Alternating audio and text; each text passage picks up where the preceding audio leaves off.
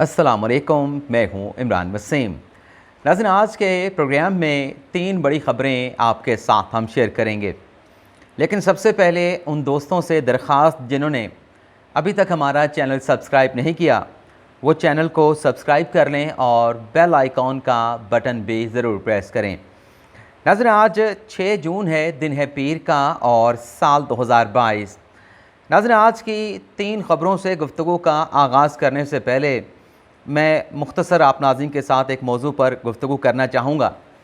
कल नाज़रीन इतवार का रोज़ था और कल एक मुबैना ऑडियो टेप जो है वो सोशल मीडिया के ज़रिए वायरल हुई, जिसमें सुना गया कि मलिक रियाज़ हुसैन अपनी बेटी के साथ साबिक़ ख़तून अव्वल बुशरा बीबी के जो दोस्त हैं फ़राह ख़ान से मुतल्लिक़ बात कर रहे हैं।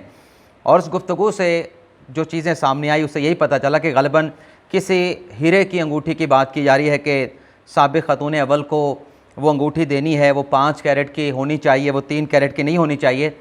उस नाज़रीन मुबैना ऑडियो टेप के ऊपर सोशल मीडिया पे दोस्तों ने व्लॉग्स किए और जो कन्वेंशनल न्यूज़ चैनल है उसने भी इस ऑडियो को जो है वो लिफ्ट किया, इस खबर को उनकी जानिब से ऑन एयर किया गया। तो हमने भी अपने यूट्यूब चैनल के ज़रिए इस मुबैना ऑडियो टेप के ऊपर गुफ्तगू की।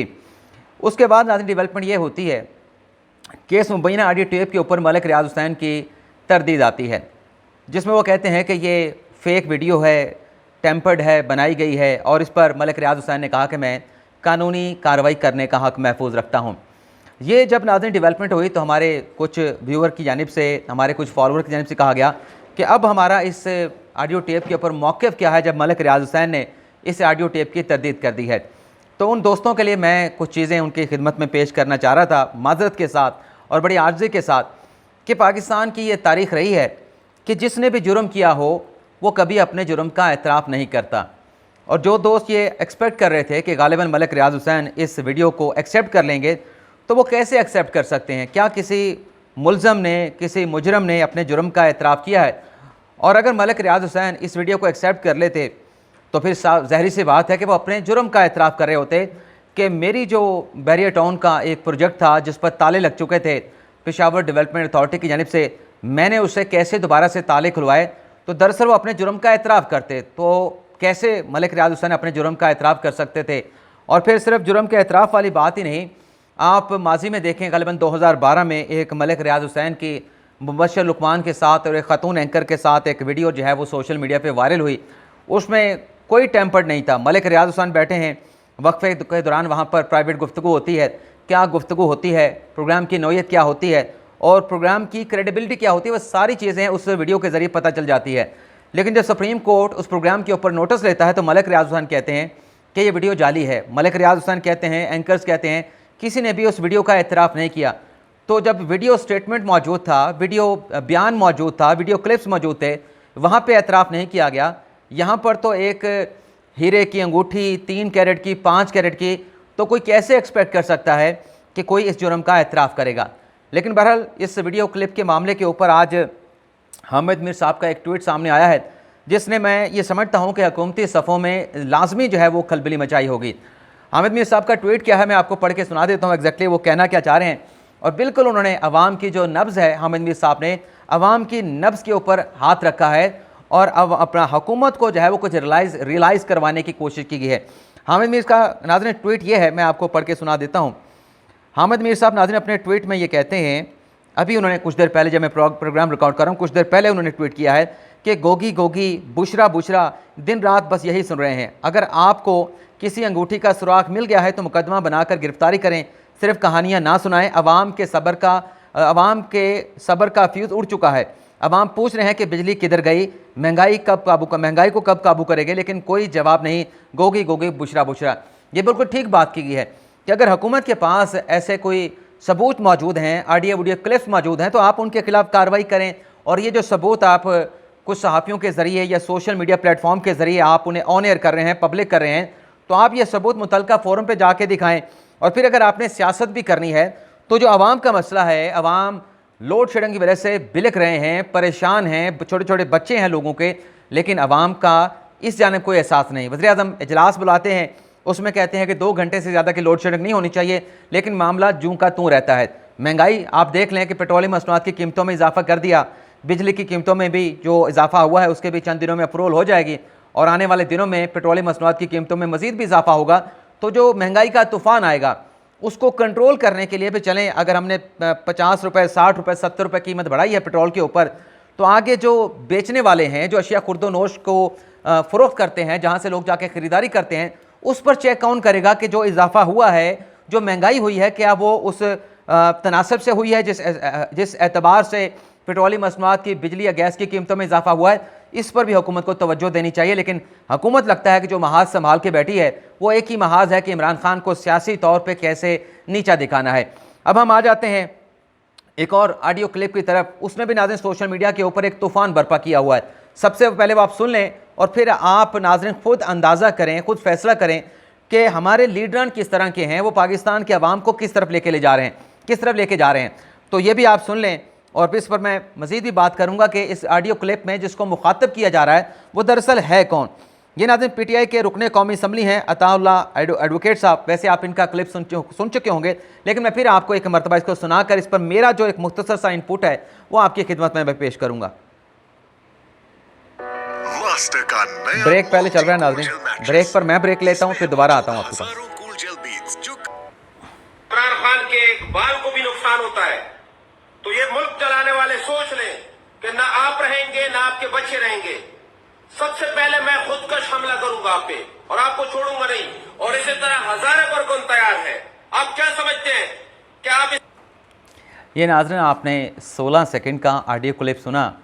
इसमें अताउल्लाह तारर साहब जो अभी तक रुकने कौमी असम्बली हैं, वो किसको मुखातिब होते हुए कह रहे हैं कि अगर इमरान खान का बाल भी बाका हुआ तो मुल्क चलाने वाले ये सोच लें, ये समझ लें, ये सुन लें कि मैं खुदकुश हमला कर दूंगा।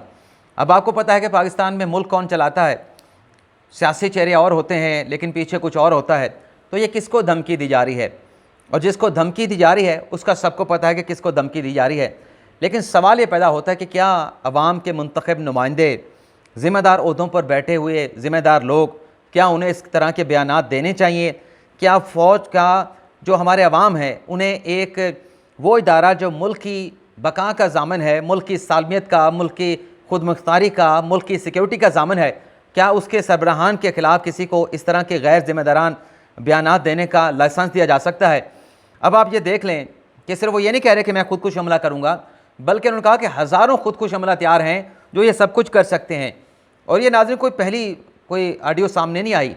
इससे पहले शहरियार अफरीदी साहब का स्टेटमेंट आया कि मैं पार्लियामेंट के ऊपर खुदकुश हमला कर दूंगा, मेरा ये दिल करता है, मेरी ये ख्वाहिश है। ग़ुलाम सरवर साहब का भी ऐसा स्टेटमेंट सामने आया, वो भी खुदकुश हमले करने की बात कर रहे थे। लेकिन सवाल ये है कि क्या पाकिस्तान के अंदर कोई कानून है जो इस तरह के बयानात में, जिसमें लोगों को उभारा जाए, लोगों को तरगीब दी जाए एक इदारे के ख़िलाफ़, एक इदारे के सरबराह के ख़िलाफ़, और उनके ख़िलाफ़ कोई एक्शन ना लिया जा सके? मैं तो नहीं समझता कि इस तरह की कोई अगर स्टेटमेंट आती है तो उसे सपेयर किया जा सकता है, उसके ऊपर सरफ़ नज़र किया जा सकता है। लेकिन ज़ाहिर सी बात है, इदारों की बात है, इदारों के सरबराहान की बात है, वो क्या एक्शन लेते हैं, क्या एक्शन नहीं लेते, ये अब उनके ऊपर जो है वो डिपेंड करता है। और सोशल मीडिया पे हमने एक ख़ातून का भी ट्वीट देखा था, वो भी इसी तरह की लैंग्वेज जो है इस्तेमाल कर रही थी कि अगर आपने इमरान खान साहब से मुतल्लिक़ कुछ ऐसा किया जिससे उनकी जान को ख़तरा हुआ, तो फिर आपकी ऐसे की तैसी आपको ऐसा सबक सिखाएंगे कि आप याद रखेंगे। अब खान साहब की ज़िंदगी को कोई ख़तरा नहीं, ये PTI के लोग ही बातें फैला रहे हैं। हालांकि खान साहब जलसों में खड़े होकर कहते हैं कि मेरी जान को कोई ख़तरा नहीं, मेरी जान को कोई इस किस्म का जो है वो ख़दशात नहीं। लेकिन उनके पार्टी के लोग, बाबर अवान साहब, कभी शहबाज गिल वीडियो रिकॉर्ड करके बयानात दे देते हैं। हालांकि हुकूमत की जानिब से इमरान खान को फुल प्रूफ सिक्योरिटी फ्राहम की जा रही है, लेकिन फिर ये इमरान खान की जान को ख़तरा है, ये बातें कौन फैला रहा है? PTI के अपने लोग फैला रहे हैं।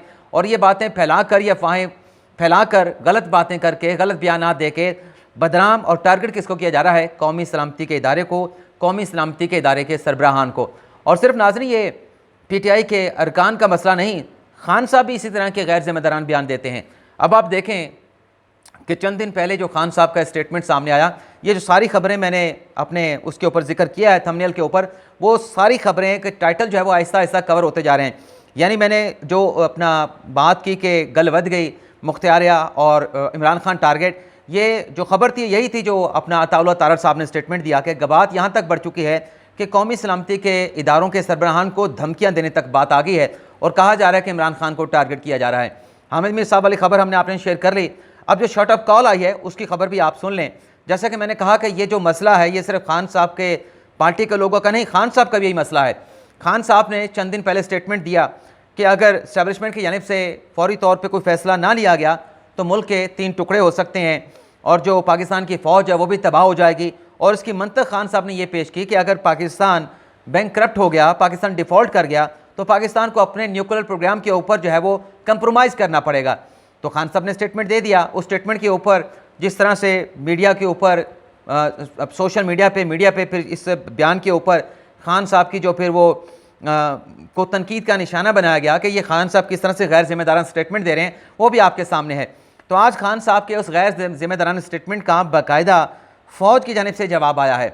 आज नाजरीन जो अपने ये हैं अपने chairman joint chief of staff committee general Nadeem Raza साहब वो एक तकरीब से खिताब कर रहे थे और उन्होंने वहाँ पे एक स्टेटमेंट दिया, उन्होंने खिताब किया।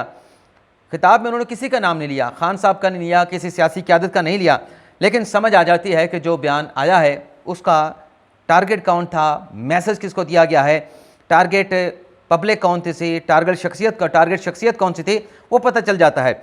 नदीम रज़ा साहब ने नाज़रीन अपने स्टेटमेंट में ये कहा है कि कौमी स्ट्रेटेजिक प्रोग्राम पर बेबुनियाद और गैर ज़रूरी तबसरे से हर सूरत गुरेज किया जाए। अब पाकिस्तान का जो न्यूक्लियर प्रोग्राम है उस पर किसने बात की हालिया रिसेंट पास में? किसने नहीं, मासवाए खान साहब के। और फिर जनरल नदीम रज़ा साहब ये भी कहते हैं कि सिविल मिलिट्री क़यादत प्रोग्राम के साथ स्ट्रेटेजिक प्रोग्राम के साथ सीसा पिलाई दीवार की तरह खड़ी है। न्यूक्लियर सलाहियत मुल्क के दिफा और सालमियत की ज़ामिन है। प्रोग्राम को अवामी और सियासी जमातों की हमायत हासिल है। और फिर वो कहते हैं कि कौमी सिक्योरिटी नाकाबिले तकसीम है और पाकिस्तान के न्यूक्लियर प्रोग्राम पर किसी किस्म का समझौता नहीं होगा, किसी किस्म का समझौता नहीं किया जाएगा। अब खान साहब कह रहे थे कि पाकिस्तान के अंदर का डिफ़ॉल्ट हो जाता है, पाकिस्तान के माशी हालात जो है वो श्रीलंका की तरह हो जाते हैं तो पाकिस्तान को सेक्रीफाइस करना पड़ेगा, कंप्रोमाइज़ करना पड़ेगा। तो उस बात का जवाब दिया गया है कि पाकिस्तान के न्यूक्लियर प्रोग्राम पर किसी किस्म का समझौता नहीं किया जाएगा। और फिर वो कहते हैं कि जो खान साहब एक अमरीकी साजिश का बयान करते हैं कि अमरीकी साजिश के ज़रिए मुझे हटाया गया, उसका भी जवाब दिया गया है। उसमें कहा गया है कि हर किस्म के ख़तरे के ख़िलाफ़ हमारी सिक्योरिटी आलमी और कौमी ज़ाब्तों के मुताबिक है। यानी जो खान साहब कह रहे हैं कि मुल्क के ख़िलाफ़ साजिश हुई, तो दरअसल ये भी सिक्योरिटी का इशू है। जो खान साहब सिक्योरिटी का इशू खान साहब इसे बनाने की कोशिश कर रहे हैं। तो फ़ौज ने आज कह दिया है कि कोई सिक्योरिटी का इशू नहीं था, मुदाखलत थी, उस पर डीमार्च कर दिया गया। और अगर पाकिस्तान की सरहदों को इंटरनल या एक्सटर्नल किसी किस्म का ख़तरा हुआ तो फिर हर किस्म के ख़तरे के ख़िलाफ़ हमारी जो पाक फ़ौज की, हमारी बीइंग स्टेट रियासत पाकिस्तान जो सिक्योरिटी है वो आलमी और कानूनी ज़ाब्तों के ऐन मुताबिक है। ये नाज़रीन आज का हमारा व्लॉग, आपसे इजाज़त चाहेंगे। अल्लाह ताला आपका हामी नासिर हो, दुआ में याद रखिएगा। अल्लाह हाफिज़।